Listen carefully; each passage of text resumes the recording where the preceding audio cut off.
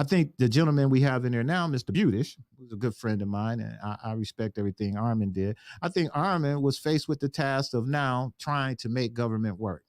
And I say that heavy is the crown because I don't believe Armin did everything right, but I don't think he did everything wrong. And I think people are unfairly talking about him. They saying that, hey, his leadership is this, is that. But heavy is the crown. And when you get in there, Chris, you're going to see that those decisions and people not working with you and everything else is the reason why government is the way it is. So I say all of that to say that, Chris, you're asking for this big seat. There's no real roadmap. You do get a chance because I believe Armin will leave you some type of roadmap, which he didn't have walking in the door. And I could say that, and I wasn't there day one, but I assume there wasn't much of a roadmap for him, but at least now. And I also will say this, and I'm going to turn it over to you to have this, is that I know that the forefathers who created this government, that not the one we have now, the one prior to it, dealing with slavery and everything else that was going through there, screwed that shit up bad. A lot. And it is even screwed up bad now that Black folks in this town are still being mistreated and not being utilized or not being treated fairly. And all kinds of things. We just now passing racism is a public health crisis for African Americans and those things now that's going on. So with all of that, Chris, I just want to say that I believe you're going to win. I wholeheartedly believe this is a Democratic town. I think Lee Weingart is trying everything that he's doing to try to stop it. But I think, Chris, at the end of the day, you're going to win. So I want to turn that over to you and say, you're going to take this seat, you know, and getting in there. What do you do day one? What do you see yourself do? Ladies and gentlemen, you're rocking with a GOAT. Kenn Dowell giving you motivation for growth. 2 toes down, he keep it realer than most. He do it for the culture, that's always the goal. Giving inspiration through information, providing liberation with conversation, giving fresh insight for elevation. Cause he knows this is how we reach our greatness. And he riding with the people of all walks of life, cause we all kinfolk. So when one win, we all win, so we all in. This is how we build community, you dig? So tap in, I will do it now. You want answers, we will break them down. The most informative place around. This is Strategic Moves with Kenn Dowell. This is Strategic Moves with Kenn Dowell. This is Strategic Moves with Kenn Dowell.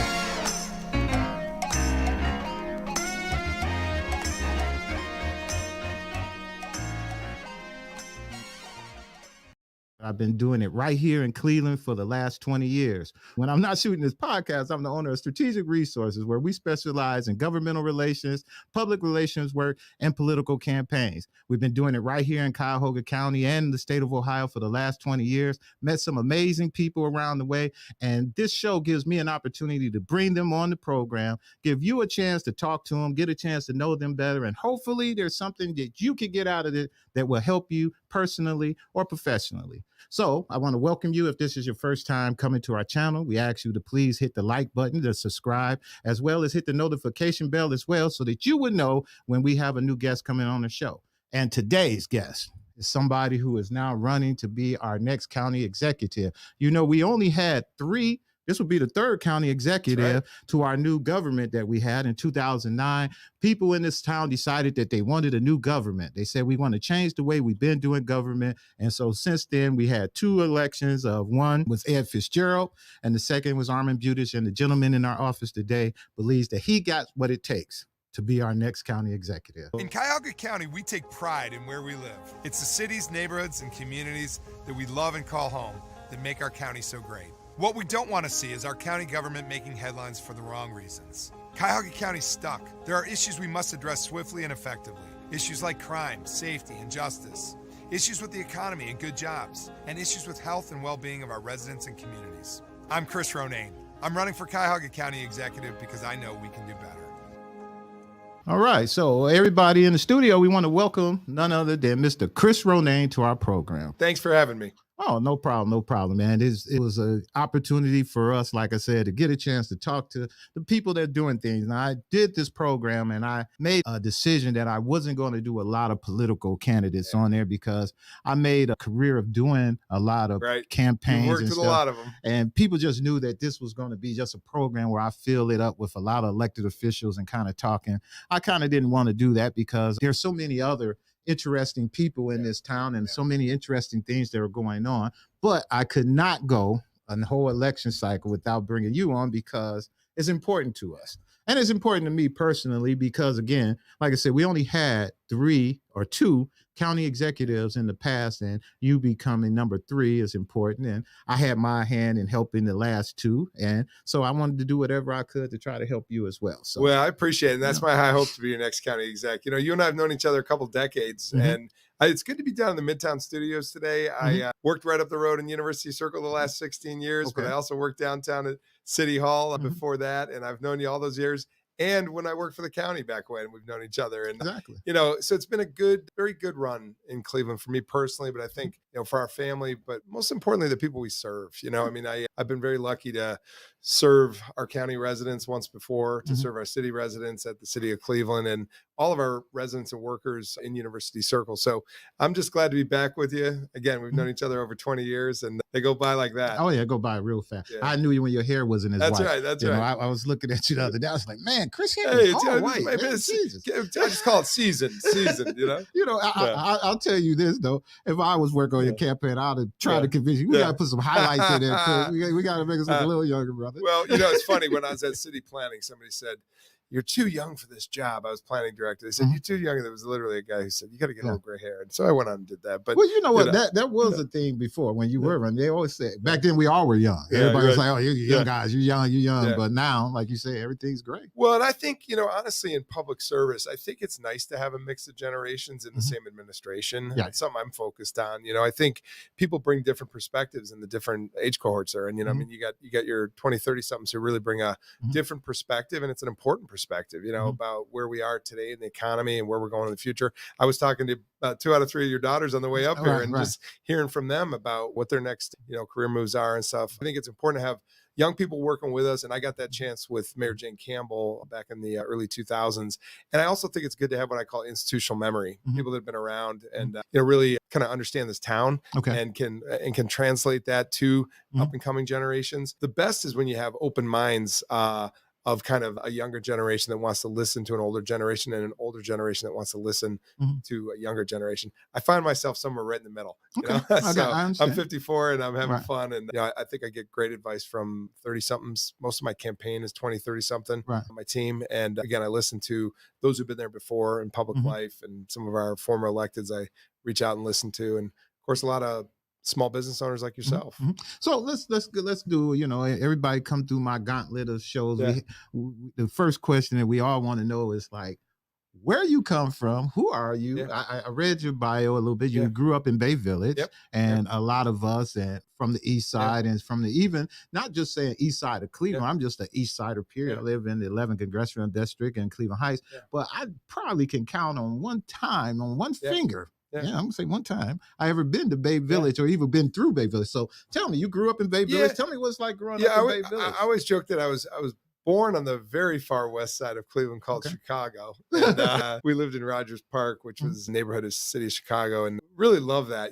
I lived within walking distance of the Great Lake, Michigan, and it's kind of been in my soul ever since. We moved from Chicago when I was 11 years old.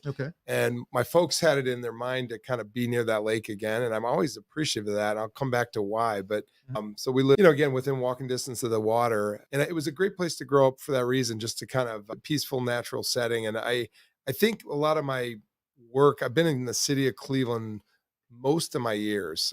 I've now passed that point where I've been a Cleveland resident for more years than anywhere else, and for over half my life now. Because I moved to the city back in the 90s I was running a guy's campaign who was running kind of like you. We were all running campaigns back then, and I was campaign manager for a guy running for council. And he had a triple up on West Boulevard, and I jumped into the triple as a third floor resident, paying $275 a month. Wow! But I tell this story about, I've lived in 25 years within 4 blocks over stages of my adult life, and I've never had to move. And I think everybody should, you want everybody to have that opportunity. I lived in a triple and I lived in a double, and I could pay for the house because I had a renter in the other side of the house. And I lived in a bungalow next door when my wife Natalie and I got married, and then we had kids, and we asked the kids, "Where do you want to go?" And literally they were young kids, and They said, we want to be here. So we, Yeah. we moved 11 houses from that house. So I've had the blessing of living in both, the suburbs and the city. Mhm. And I think that actually qualifies me even more so to be the county exec. I understand how both places work. And I've worked on the east side, right? I've worked in university circles. So kind of been all around the county and happy to, kind of have those experiences and learn experiences. But back to the lake, I'm really excited to see some of the work going on around Gordon Park that's being planned, because I think to get a place where everybody feels a part of the waterfront, and I'm talking in this case, St. Clair, Glenville, Huff just gets kind of blocks from the lake, but divided by the damn highway that's been between us for so long. To see the Metro Parks work on a plan to improve the lake line, to experience sort of what I had, whether it was in my suburban upbringing or whether it was in my city adult life. I've always lived within walking distance of the water. I think we live on the great freshwater capital. And I always tie that back to Carl Stokes, when a mayor stood up when the river burned and said, no more. And you know the story well. He and his brother Lou was in Congress, kind of turned history and really should be credited more for the Clean Water Act and the EPA's formation. And I dwell on that because I think we should all really cherish the fact that we live on fresh water and we live on this Great Lakes resource. And if we access it, we're going to start thinking more about how important it is to us, because it's important to the rest of the world. We're on 20% of the global freshwater supply and 90% of those countries.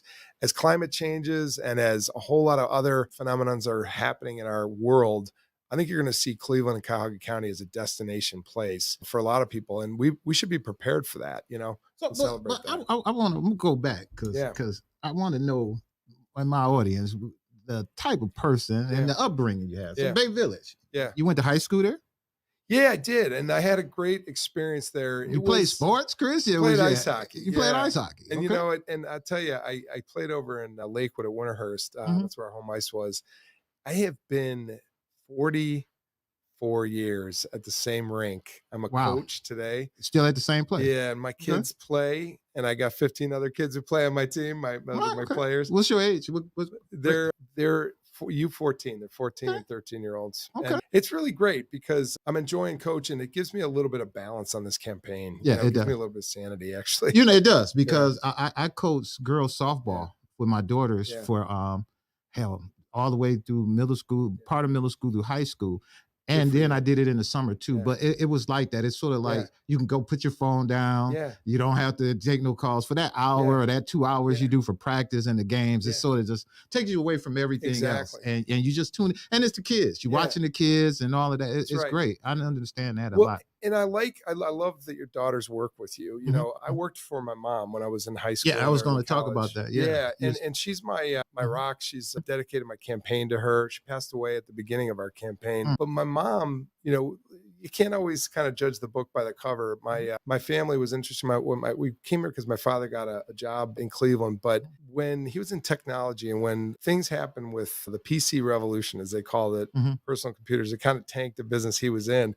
And I was very fortunate that my mother picked up the slack and she really got my brother and I to college. My dad went through some tough times and she got us there. And I never forgot, I came back and worked with her in her business. And I'm smiling when I think about it because she was a financial planner. She helped people kind of with their savings, it was lots of people. It was blue collar folks. It was people who worked at the phone company. It was teachers, it was people that she was just helping them kind of plan out a savings plan so that they could get their kids to college and they could retire. And I always appreciated about my mom, but then I joked with her. I said, I got the wrong memo, Mom. You were a financial planner and I'm going to urban planning school. I loved city work. And so I was studying simultaneously at Cleveland State in graduate school while I was working for my mom's business. And again, talking to one of your daughters about her experiences at Tri-C while working with Dad, and I think that's really great when family stays together in the workplace or when you coach your kids.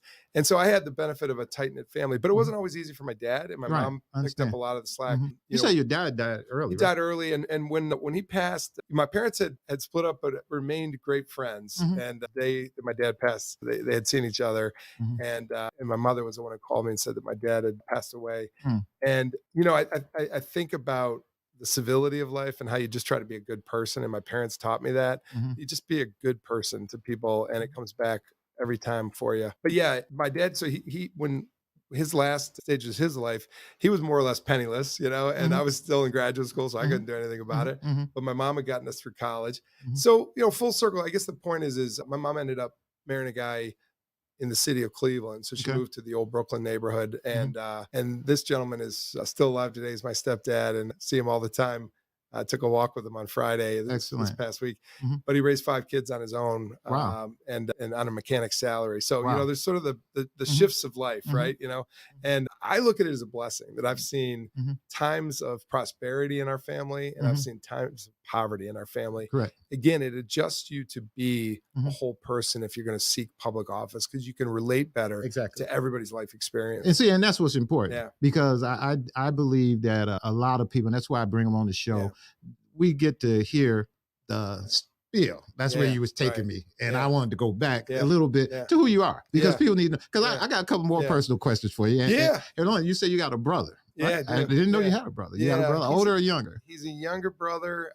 He's probably my wiser brother. He's my only brother. But of the two of us, I always call him the smart one. He's a college teacher, and he teaches out west. Teaches water hydrogeology. Really? Yep. Basically, got through college helping. It's funny. He's probably in the political spectrum. I'm a centrist, a left center, He's probably a little further out than I am, but he's a guy who was fortunate to get most of his college paid because he helped the U.S. Army clean up their military bases. And the point was that there's a lot of pollution from munitions and things on bases, and he would predict how water would travel on the base and how they could clean it up. So, but love my brother. He's coming in for the election. At election day, we've been through a lot together and traveled a lot together. We do used to take these road trips, just take the car and go on a shoestring budget when we were in college. But we ended up managing to get out to all 50 states. Really? And that I remember we took one in a station wagon, 5 guys in a station wagon. I think probably the net amount of money we probably brought around the country in 20 states was maybe between the 5 of us, each of us had maybe $300-400 in our pocket, but we got everywhere. And I tell you, again, getting out there and seeing other cities in this country, awesome. It prepares you, and you bring back ideas to this town. I tell you something that I didn't know. I do my little research on everybody before they come on. I was watching some of your videos and stuff. I didn't know you was Irish. All this time. And I believe a lot of people in our community, I can speak on our community. We didn't know that. We could have swore that Ronayne, was either you was Ukrainian or something like that. I had no idea that was Irish all these years. Well, it's funny story. I mentioned the advent of the county exec system. It's in 2009, we ushered in reform by way of the voting for the new county government. 2010, everybody decided to run for office. In 2011, those who won were seated in the new county government. In probably late 2009, I ran into the man who would be the first county exec Fitzgerald. And I say this lovingly and jokingly, but he leaned across the table and he said, "Look, I know you're Irish, but nobody else knows you're Irish. Nobody else knows you're Irish." And you know what? I take a certain pride in that, because I feel like I've had to work harder. I mean, it hasn't been an advantage in my case. My name Ronayne is not the most household name. And we're going years ago, because you ran before. So it was just like years ago when you ran, it was like, man, come on, his name is Ronayne. And I thought either he was Polish, Ukraine. It was Irish was never in the mix. Well, not to say because you Irish, you would have got a pass, but it was just, the Irish parade, the Irish did a lot of big things in this town. And I just was like, and mine isn't the household name, like the name of the office you used to work for. Right, exactly. County, right? And again, it made me work hard. Full circle joke to that joke. I was at City Hall the other day, and the ambassador to the U.S. from Ireland was here. And I said, Madam Ambassador, nobody knows my name is Irish here. It's an ongoing joke. And she says, well, we know it in Ireland. So it's apparently a more household name there, but doesn't do you much political good here. So I got to work harder, Well, and like you say, you got it on the way you got it. So which is, that's nothing wrong with that. And again, our family, like a lot of families, there's a lot of diverse background in the family. That's my father's side of the family. They were a famine family. They came over in poverty. They came on what they called the coffin ships, which were people dying across the seas when they were coming in the starvation period. And I take a lot of pride in that journey that my great-great-great-grandfather took. But that's dad's side. My mom's side, Swedish, and they lived in Rockford, Illinois.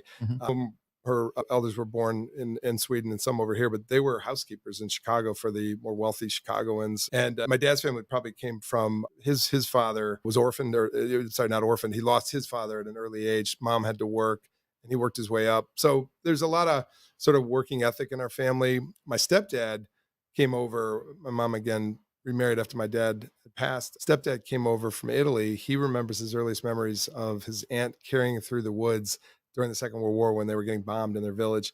Comes over on a ship, knows no English, gets to New York, ultimately gets to Cleveland, lives, I've told Jeff Patterson this a few times, lives in public housing at Lakeview Terrace. And that was his onboarding to then get his first home and then get, to raise his family. And again, mentioned raise 5 kids. So I look at all this as the diversity of family, and just, even on one side, we've got Native American. So between Swedish, Irish, Italian, Native American, we're kind of the classic American mutt, but you're strong, because of that diverse background. Exactly. And it gives you all of that basic that you need in order to do things right. Exactly.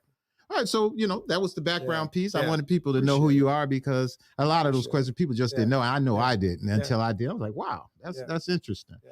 So we want to kind of switch into the next part of our program. And I want to dedicate this part of it to what I'm going to call it heavy is the crown. And the reason why I'm going to call it heavy is the crown, Chris, is that I looked at I was going to do a bunch of research and stuff, because I kind of know you, but I said, I want to know what he's been saying. And on purpose, this election cycle, I kind of took myself away so that I can kind of see it from a different point of view. I wanted to see it by some of the way everybody else is seeing it and that kind of thing to weigh in. And so then I said, okay, let me start researching. And I started pulling up the videos and stuff. I said, I'm going to start just listening to all the commercials and everything that's going on. Can't miss some of those ugly commercials that's on TV now. But going through that, the plain dealer endorsement is where I want us to kind of lay into a little bit. I watched that program and I watched that endorsement process, and there were some things I liked about it and there were some things I didn't like about it. And so the one thing I did get out of it, and I wanted to bring this to you, is that, like I say, heavy is the crown, man. And I just wanted you to kind of remember that. I think that in county government, like we said, this government only had 2 people prior to it. And the 2 people prior to it, the first gentleman who got into the office basically was planning to do some other stuff. So I don't think he left any bit of any type of roadmap of any sort of how county government was going. He was the first person in there, him and the people they ran through there, and 4 years went just like that. And from that standpoint, he was off and running. I think the gentleman we have in there now, Mr. Budish, who's a good friend of mine, and I respect everything Armin did. I think Armin was faced with the task of now trying to make government work. And I say that heavy is the crown because I don't believe Armin did everything right, but I don't think he did everything wrong. And I think people are unfairly talking about him. They saying that, hey, his leadership is this, is that, but heavy is the crown. And when you get in there, Chris, you're going to see that those decisions and people not working with you and everything else is the reason why government is the way it is. So I say all of that to say that, Chris, you're asking for this big seat. There's no real roadmap. You do get a chance, because I believe Armin will leave you some type of roadmap, which he didn't have walking in the door. And I could say that, and I wasn't there day one, but I assumed there wasn't much of a roadmap for him, but at least now. And I also will say this, and I'm going to turn it over to you to have this, is that I know that the forefathers who created this government, that not the one we have now, the one prior to it, dealing with slavery and everything else that was going through there, screwed that shit up bad. A lot. And it is even screwed up bad now that Black folks in this town are still being mistreated and not being utilized or not being treated fairly. And all kinds of things. We just now passing racism as a public health crisis for African Americans and those things now that's going on. So with all of that, Chris, I just want to say that I believe you're going to win. I wholeheartedly believe it's a Democratic town. I think Lee Weingart is trying everything that he's doing to try to stop it. But I think, Chris, at the end of the day, you're going to win. So I want to turn that over to you and say, you're going to take this seat, and getting in there. What do you do day one? What do you see yourself doing? On the metaphor of the crown, by the way, I put that in the closet. So it's a paper crown of anything. I put it in the closet. I mean that because you have to have humility in this job, and you have to have humility in public service. You have to realize that even if people don't agree with you, you work for them. And I say that often in these events I'm at. I work, if I'm elected, for you. I work for you if I'm elected. Mhm. And so I need to have the humility to have people say what's on their mind to me. Mhm. And I think that's where I'll start with the what are we going to do? Look, I think relative to this 12-year young government, we need to kind of go back to where it started and look at the charter and Mhm. say, what do people want when they voted for this? I mean, there were some unique circumstances, I think, that brought that vote to a yes, Mhm. a sizable yes that it got. But people basically want stability. They want to know that that they can trust their government. They want to know that they have a functional service government. And so I go back to this issue of the kind of listener leadership, servant leadership. Mhm. This is about relations and communication. It really is. It's about hiring competent people to get the job done, Mhm. but it's about working with people. Mhm. And we are, as you kind of, we're gesturing toward, we're a very diverse community. Mhm. We have not done right by a whole lot of our community, Mhm. and particularly our communities of color. And Mhm. it's just, we haven't. It shows in the disparity study of Mhm. county work at 1%. I'd like to say, look, we're 30% African American in this community. Let's do 30% of our business with the Mhm. African American Mhm. business community, Mhm. right? Mhm. I think that we've got to look at our hiring practices. Mhm. We got to lead by example internally if we're going to ask others externally Mhm. to do the right thing and follow our lead. Um, there's a lot to fix. There's a lot of big issues. You've been involved in a few of these. I mean, we've got a justice system we got to work at, and not just work at. I think we've got to deal with the canary in the mine of, you name it, Mhm. the high percentage of persons tonight that are in the detention in our custody at the jail, Mhm. African American, a disproportionately high percentage, the disproportionately high percentage of kids being bound over in the state prison system from the juvenile courts. Mhm. And again, principally of color. We got to go deeper into what are the seeds of that problem. And that to me is justice and economic justice. There's got to be opportunity here. So I go back to your point about being, this isn't a job to be anointed to. This is a job to be humbled by the fact, if you get elected, that you're here. Mhm. And I guess my style is to be humble and listen, Well, let's start with some of the first ones. Let's start with the jail. Let's Yeah. go with the jail. That's the biggest one. It will work our Yeah. way down. We get over that humble. We Yeah. can work our way to. In that process of doing the jail, I only problem I got with that is that I was part of the team that they asked us to go ahead, and they had asked me to come on board and do some meetings in the community to kind of get the word out about some of the things that were going on with the project and try to get the word out. I got more and more into that, I heard what the community was speaking on and what the community thoughts were on that project. And I think the only issue I got with everything is that I just think some of the terminology bothers me a little bit. And let me give you what I mean by that, Chris. I hear the term that they say that the lot that we're doing is a toxic lot, and is that they propose. Now, again, I want to put a disclaimer out there. I'm not for or against. I have no way. I was just doing my job of making sure the meetings go. But in that, I got an opportunity to listen and get some information. And when I hear people say the word toxic and it's just nasty, and the terminology that they were using, I might agree with some of it, that there is studies that show that there's methane on the lot and that kind of thing. But to say that it was totally toxic with people that's been working on that lot every day right now, and they've been working there for 20 years or more now, that's been in that place, and they every day, and they're not having any complaints. They're not having doctor problems coming back. They're not suing the workers, employers there, saying they got issues there, nor is the community around that area saying the same thing. So can I say that maybe it's not the best location? Maybe that's a good opportunity. But for us to throw the baby out with the bathwater, I didn't appreciate that, I think, Chris. And so that's the only problem I had with it. I agree with what you were saying, that you wanted to take a look at it coming in. Yeah. I think that's fair, Yeah. at coming to the end of the project.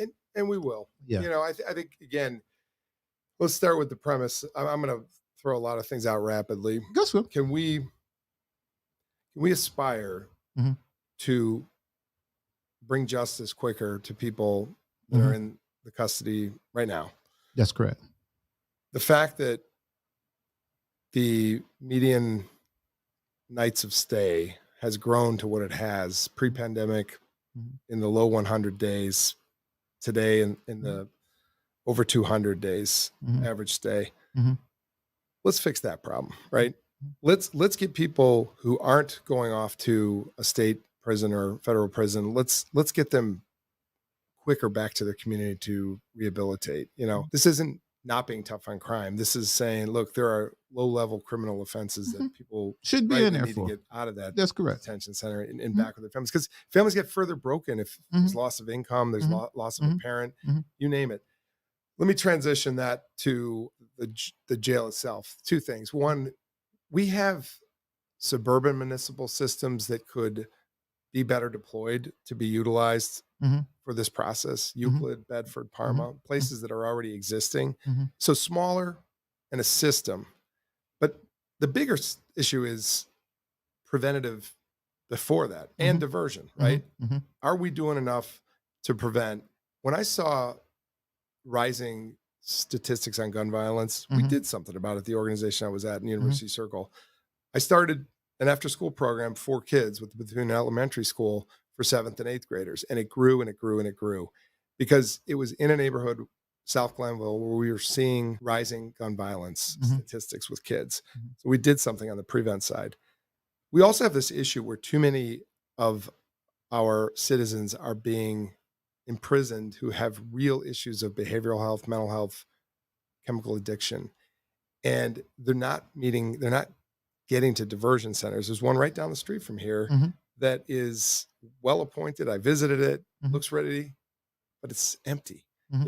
So this issue of prevent and diversion, and then for lower level crimes, a whole different system than the big box downtown. So let's stay on this point when we say it's empty, because I did some looking into that also, because it's not like it's always empty. Sometimes it's full and sometimes it's empty. It depends on what they have.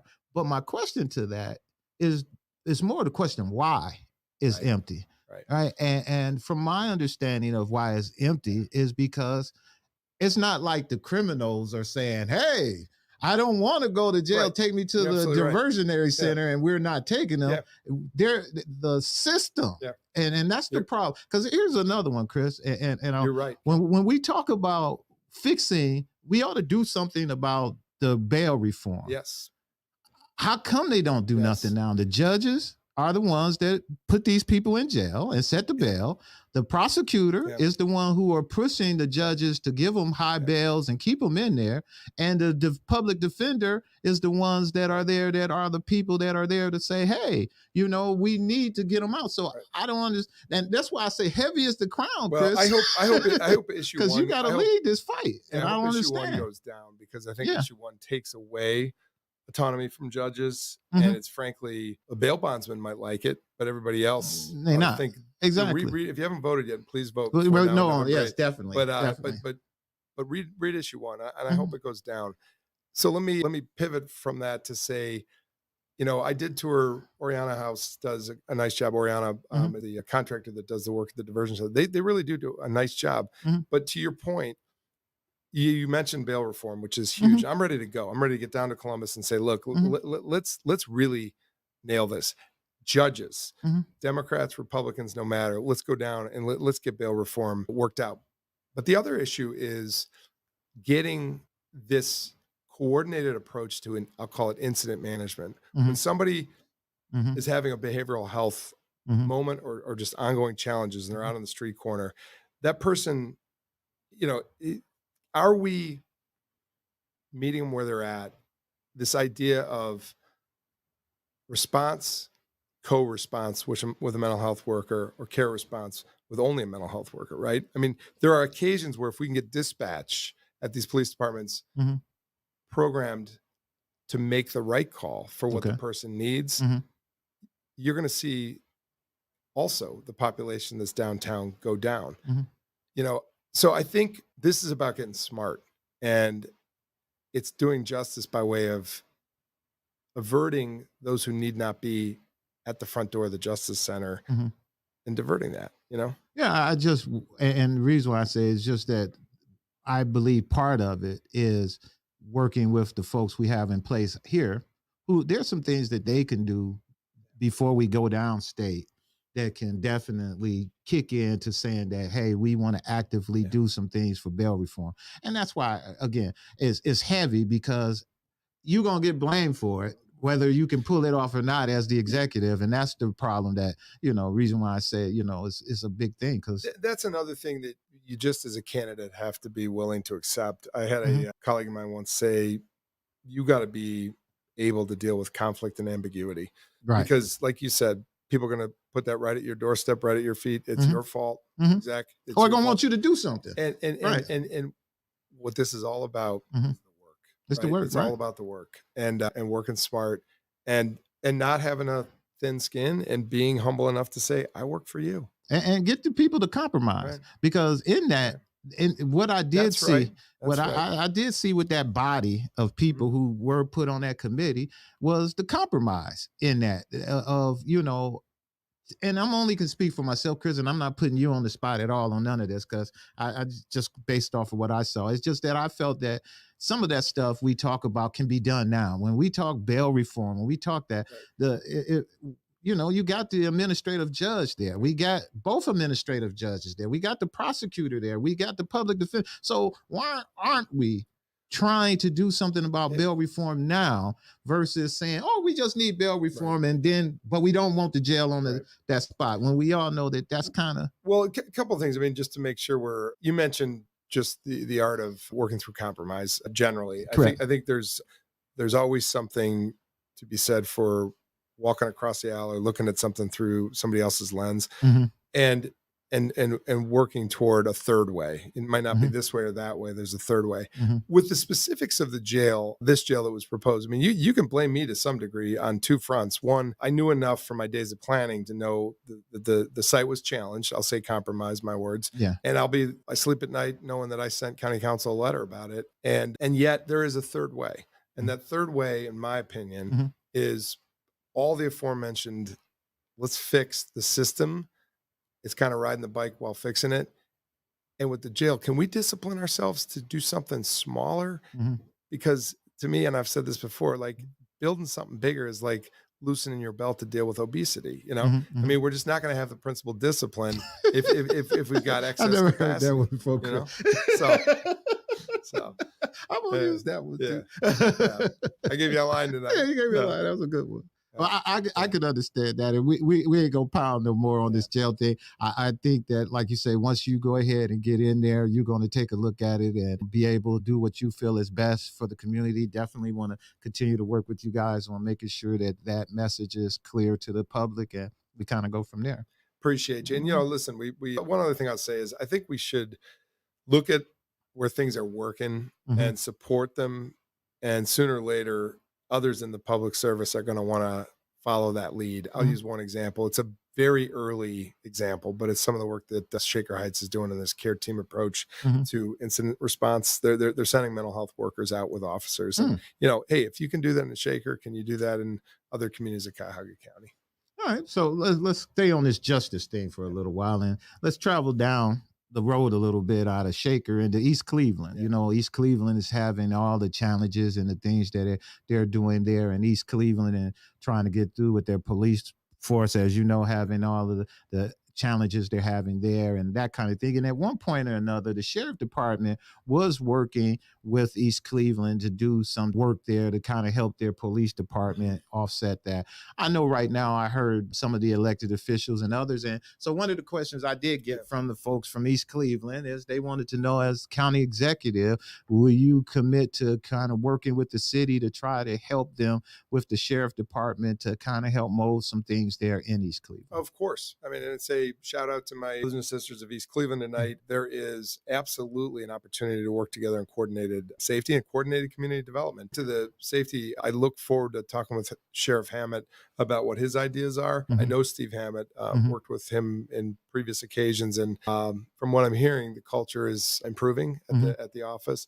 And there's, this is just what I'm hearing from folks in the rank and file. But I want to say that, again, in conversation with the sheriff, having a very visible outside presence and not just being, security in a building or something like that, but really being a partner in the community, especially where there's resource challenges like East Cleveland. And I never fault East Cleveland. I mean, it's a town that has seen decades of disinvestment, white flight to start with, and then a whole lot of middle class seeking other passions. Yeah, and then the drugs. You know, Right. the drug pandemic went through that community and shut it down. I mean, crack cocaine killed East Cleveland. You know, So we got a lot of work to do, but the answer is absolutely yes. Mhm. Looking forward to working with these Cleveland. Yeah, folks. they definitely had asked, you know, if there was how things was going to work out in you. So when we talk about the sheriff department and, you know, the big rumor with you running and everything was the challenges you were having over at UCI with your police department. I want to ask you a question a different way.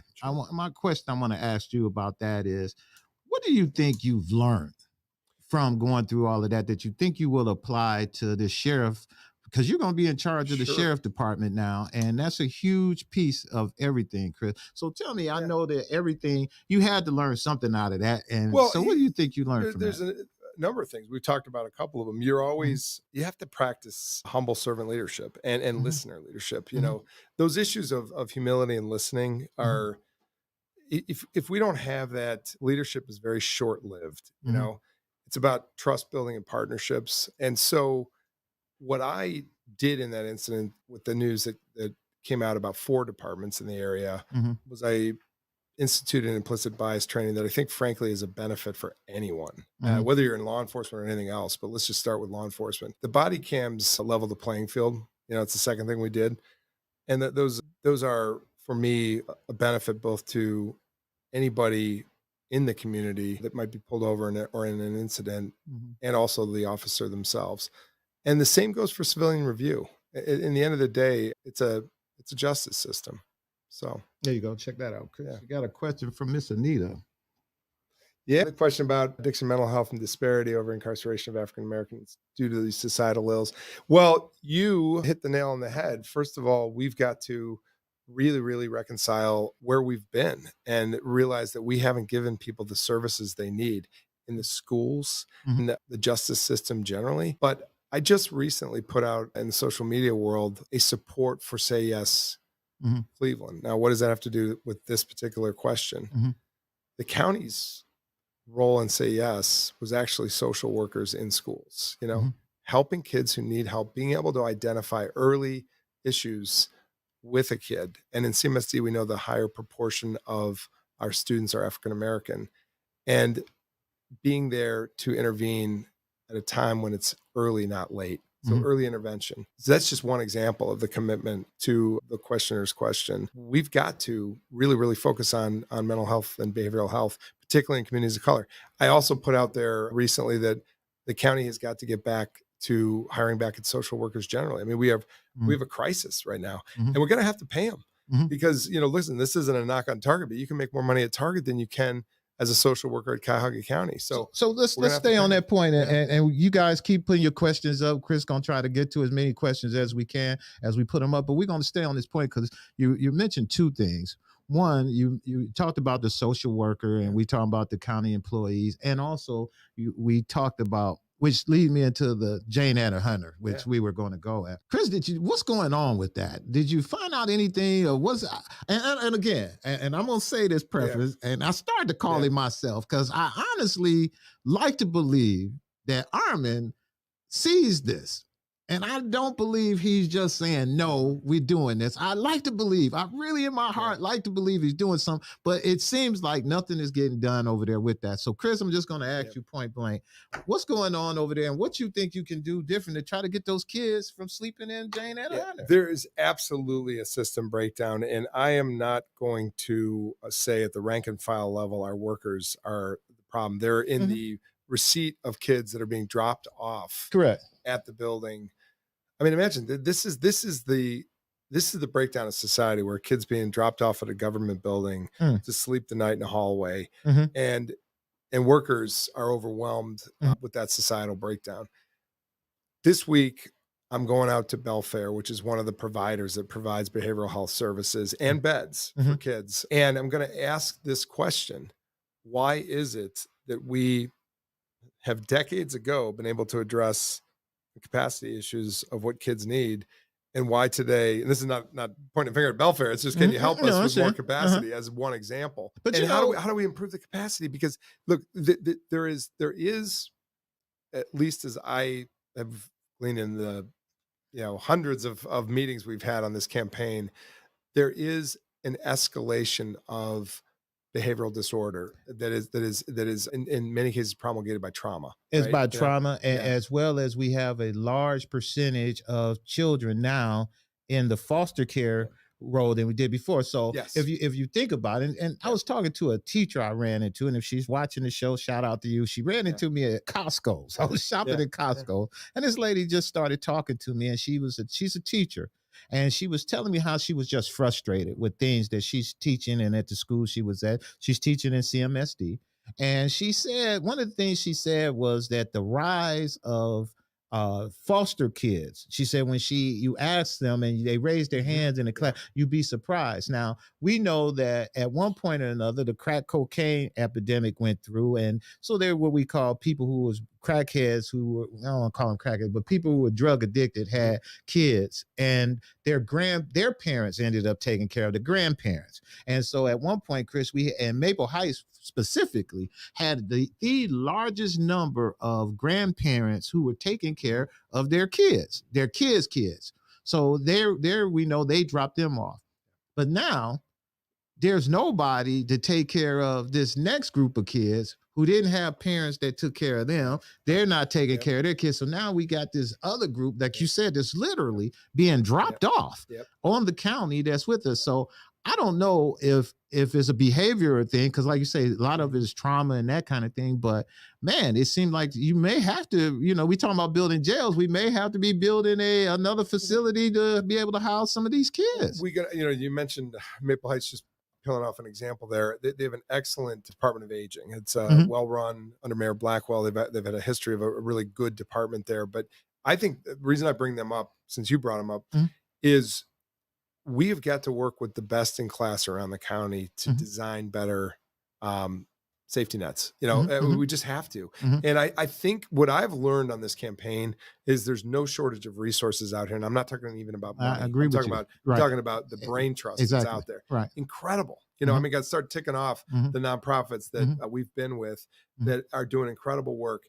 They just need some wind in their sails from the public sector. They need somebody that's kind of orchestrating a connection between them and assembling teams to deal with the complex problems like the one you just talked about.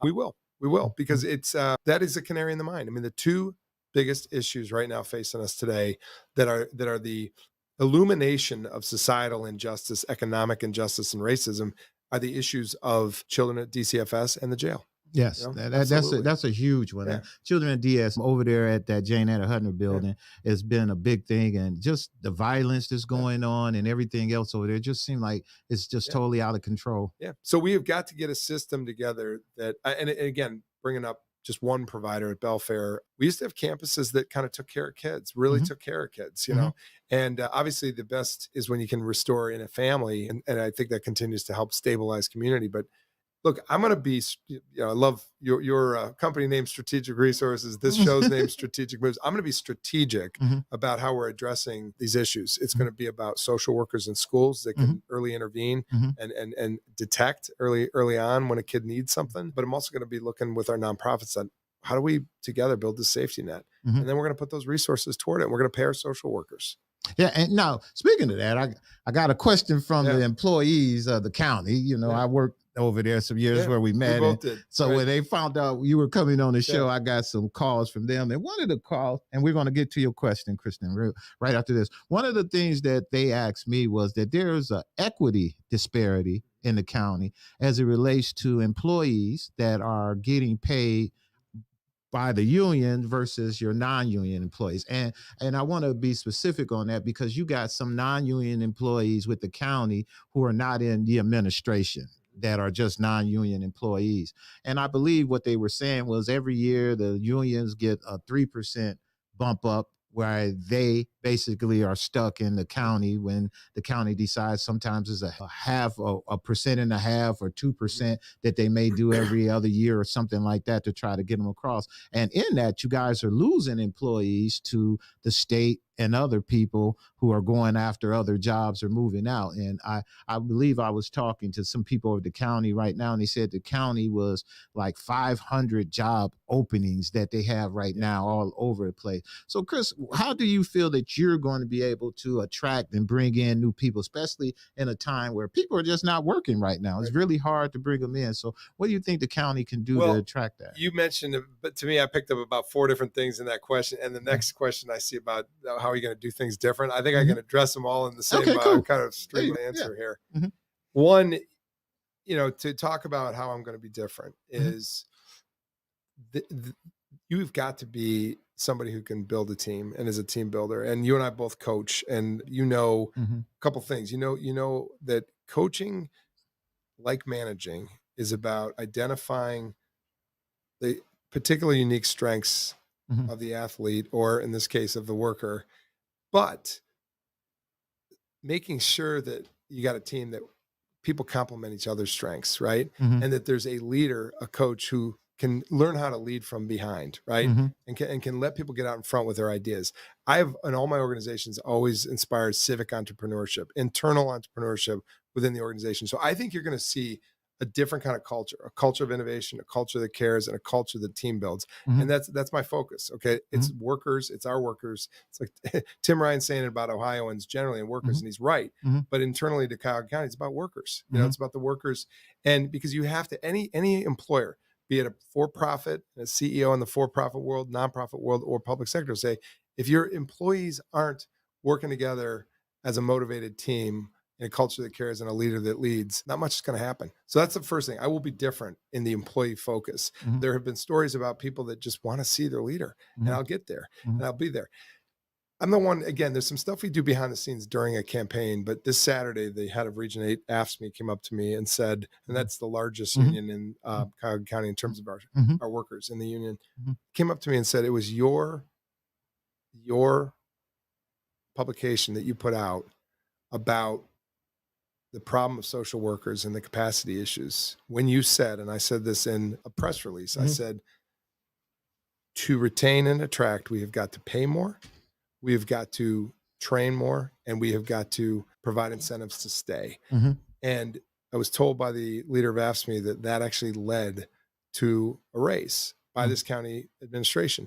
Now, what I want to do to your question about are there disparities is, well, I want to have the disparity study. I want to look at, are there disparities?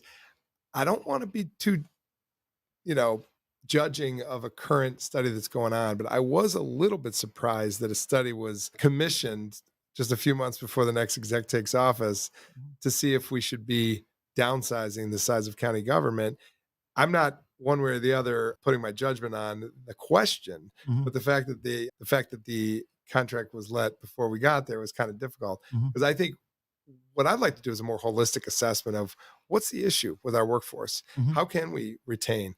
And there's a huge issue in HR. And that issue is it's taken many months to hire somebody. Well, we're a mobile labor market. Right. You can't take a year to hire somebody. They're gone. First of all, they can't pay their mortgage or their rent if they're waiting a year, but they're also gone because there's other opportunities out there. So I'm laying out to you a lot of things. Are we paying our workers what they should be paid? Are we building a team? Are we working out the issues in HR? And do we really want to approach first the issue of let's downsize our workforce before we figure out what our workforce really needs? Because what I see is some real capacity gaps. Going back to coaching, you and I both know, try coaching a basketball team of 30 players or 40 players, you can't, you can't coach a team of 100 people, but that's the same thing analogous to the caseworker. You give a caseworker 75 cases, you can't do it. They can't do it. Are you opposed to letting them being more remote working? That's the new thing that's going out, that remote working thing. No, I'm not. And I think that we have got to try to meet people where they're at. And I think that we've got to assess holistically what's right. There's a lot of things to look at. When I was at UCI, we came out of pandemic, we brought people back one day, and then they came back for a second day. They came for a third day, and then a fourth. And the fifth day, we let it be a flex day, and they work hard. And we found that we lost no productivity. I also think that there's some ancillary benefit to having workforce on site. Correct. Because it's the water cooler issue. I joked with a former colleague of mine at UCI. I said, we solved something quite literally at the water cooler one day when everybody came back from pandemic. I think there's about innovation within when you're looking at each other face to face. Your daughter and I were talking about that on the way out up here tonight, that there's something about learning face. We were talking about education. Education. Yeah. We got a question from Destiny here. How do you plan to collaborate with community organizations, agencies, centers to provide and improve resources for the residents? That is a great question.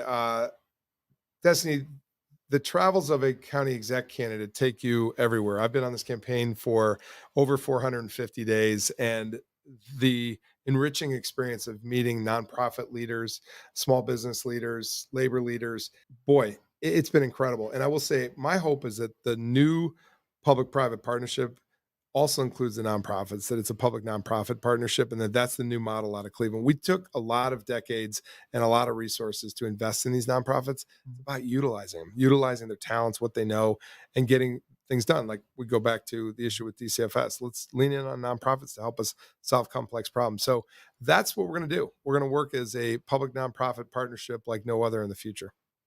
Let's go with Rachel Barnes' question here. What would you do to ensure equity and center in the work you do as county executive? Yeah, I mean, I think the issue with equity, I was lucky, I didn't mention this in my earlier bio, but yeah, I worked for a guy named Norm Krumholtz, who worked for Carl Stokes, and he wrote the book, literally, Making Equity Planning Work. I pivoted into a life of city planning down at Cleveland State, learning from Norm. Norm was 50 years ahead of his time. What I said the other day at Cleveland State in a class is, I don't want to see equity get washed away in DEIA in a way that people forget what it's all about. Equity is about getting resources to those who haven't had the access to those resources, getting people what they need that have been denied access, right?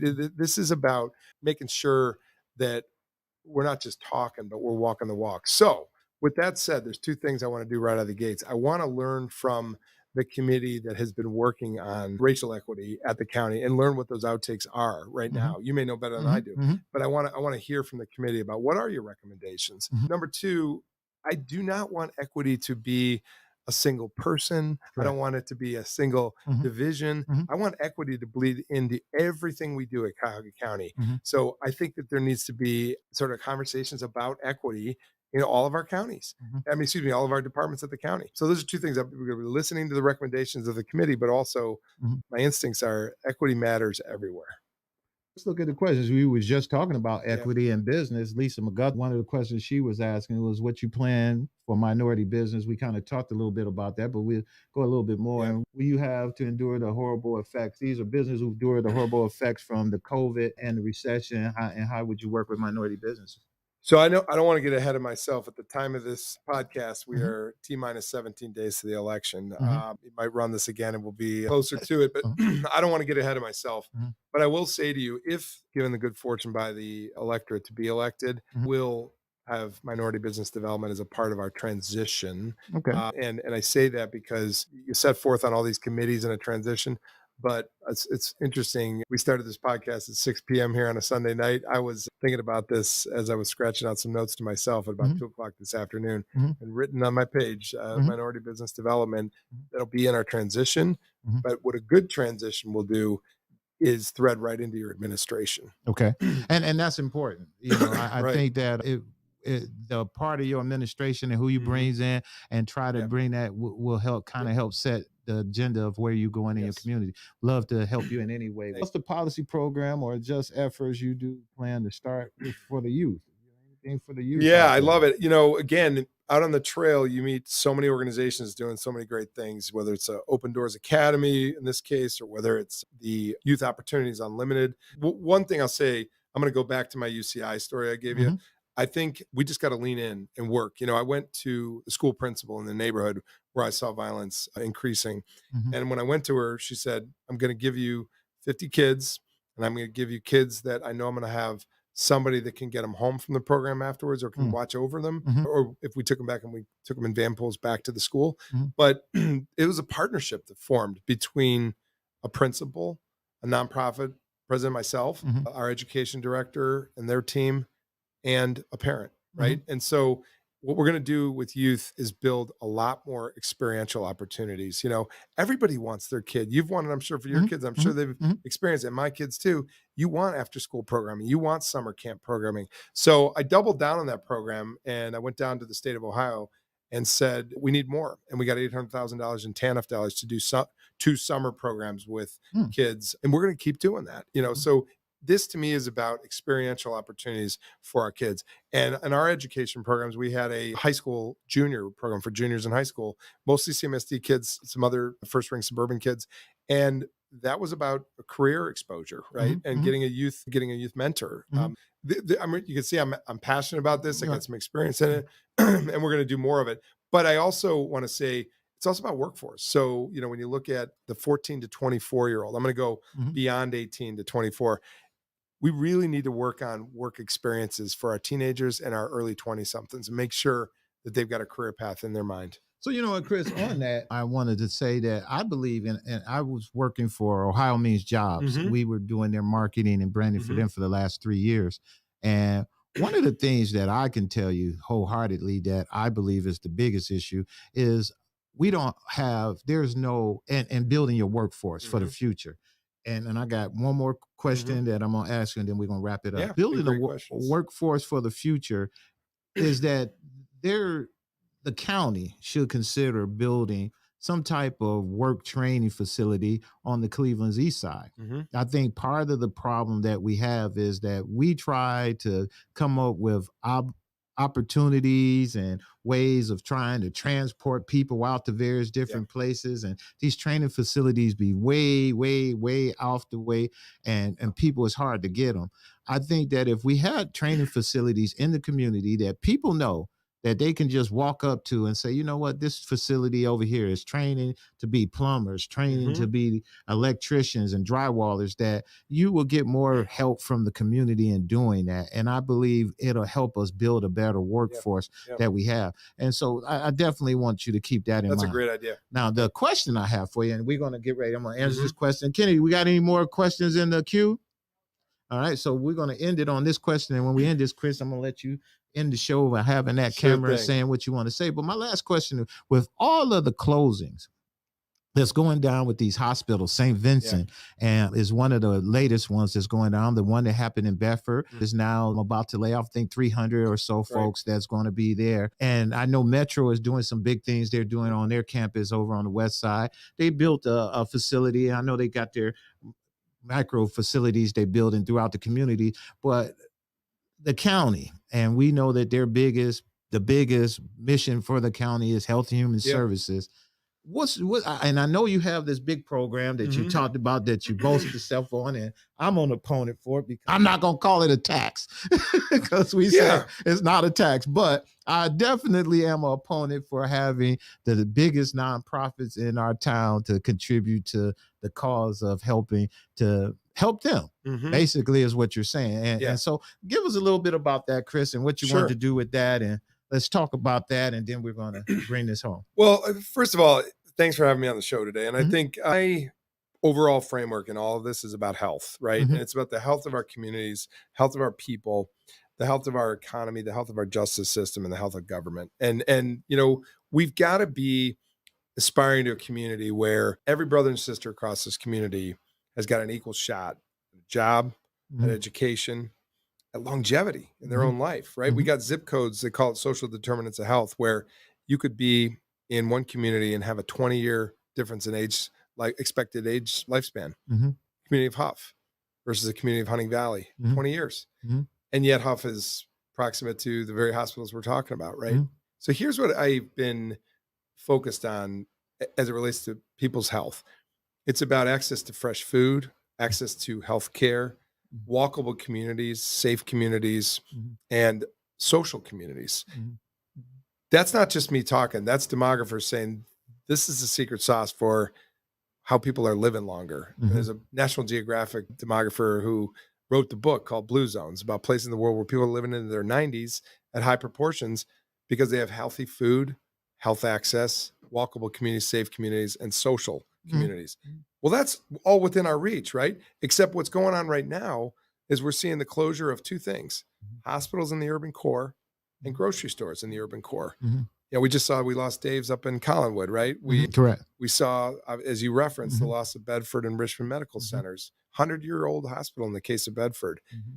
So what I had proposed and what I want to continue to work with our hospitals on Mm-hmm. is what I call Community Health Equity Fund. Mm-hmm. And the idea is simply, if a nonprofit like the clinic were able to participate with 35% of their taxable land Mm-hmm. to a fund, which would represent off of $114 million of taxable property at 35%, $39 million. In the scheme of their budgets year to year, it's a doable number. But man, what we could do to get people from Bedford that got dislocated when their docs moved to Beechwood, we could get them connected. Mm-hmm. We could also go back to Beechwood and Richmond that lost in a single day $1 million each in their budget and create an impacted cities fund, right? Mm-hmm. We could also make sure that in the far-reaching future, people have access. But I want to say that we'll work with our hospitals. We lost St. V's, or it's a shell of what it was, right? And we'll work with them. But there is one thing that bothers me about all this is that we've got to have nonprofit, for-profit, and public sector leaders working together. Why did Kim Thomas, mayor of Heights, or Stan Kochi, mayor of Bedford, why did they hear so late in the game that these hospitals were going to close? What I would have done if I was a county exec is said, at the very least, between the fiscal issues of those communities, create an impacted cities fund so they don't lose their shirt with one stroke of a pen, right? Mm-hmm. We got to communicate with one another. So anyways, those are two different things. One's about the approach. Mm-hmm. It's about leaders leading together to solve complex problems. And it's about ultimately the equity of a healthcare system that delivers on the promise of people having access. We're only going to be a world-class healthcare city if we've got world-class, access in our communities to community-based healthcare. You got to, Chris. We lost Huron. We lost St. V's. We lost Bedford. There's a commonality, right? And we can't call ourselves the national healthcare provider and all of this, having these two large, and three, because Metro is just as large, and not as large, but Metro is doing this thing as well. And they don't, when you know what's going on in the community and you don't do anything, even, even if they just say, hey, we can't do it long time, but we'll do it for the 5 years or so, just to give you, like you say, some breathing room to at least be able to deal with it, that you can deal. Ken, you hit the nail on the head. That's what I was saying, the 5-year buffer, right, to deal with tax loss as a starting point. But let me, if we're closing out, let me end on something really positive. In all these travels, like I said, I meet incredible leaders of these nonprofits. And one of the groups I went to see recently was the Care Alliance. They're in the Central neighborhood at 38th and Central. And they are just doing God's work. I mean, there's no other way to say it. They are the docs who take care of those who don't even have Medicaid because they are homeless, living outside, and they're taken care of. They're making sure they get dental care. They're making sure they get physical care. And so your heart just goes out to this small team of docs that takes care of those who need us the very, very, very most in life. Well, the other day they opened up, they still have some work to do to fully have it fully operational, but to tie those two ideas of grocery and healthcare together, at the 70 block of St. Clair, there was a former Tops grocery store. Right. We lost the Tops grocery store, but Care Alliance is going in with community-based healthcare providers, aka neighborhood docs, at 70th and St. Clair, around the 72nd. Yeah, 72nd and St. Clair. That's what I said. That's Tops. That Tops. Wow, that's a huge deal. They're going in there with community-based doctors. Okay. They're going to teach cooking class. They're going to have fresh food on site. Okay. Do health screenings and workforce and computer training. I mean, that is that's going all through in. Care Alliance. Through Care Alliance. So that's going all in. That's a great. I just want to say that as a positive. That's a great positive program, and that Top's been empty for a long time. So I'm glad to see that they're going to be doing something. It's a win-win. Yeah. Right? And now the county is involved in that, fresh food and health.